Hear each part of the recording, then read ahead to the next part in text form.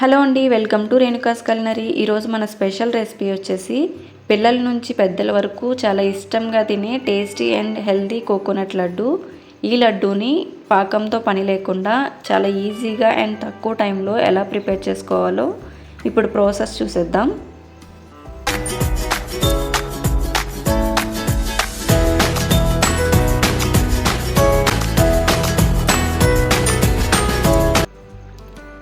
ఈ coconut laddu prepare చేసుకోవడానికి నేను ఒక ఫుల్ కోకోనట్ అయితే తీసుకున్నాను. వీటిని షెల్ రిమూవ్ చేసేసుకొని, చూడండి వీడియోలో చూపిస్తున్నట్టుగా మొత్తం రిమూవ్ చేసేసుకొని చిన్న చిన్న పీసెస్ లాగా కట్ చేసుకోవాలి.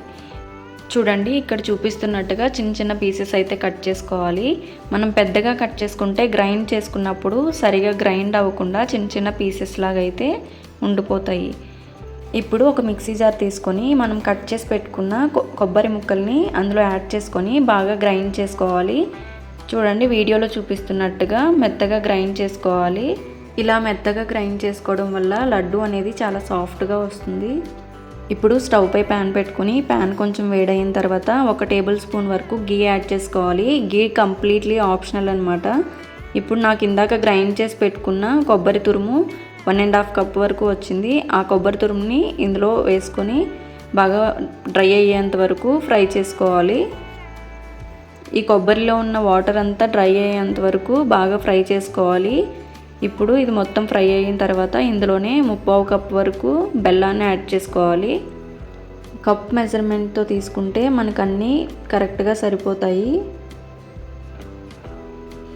ఇప్పుడు ఈ బెల్లం మొత్తం కలిసేలాగా బాగా కలుపుకోవాలి.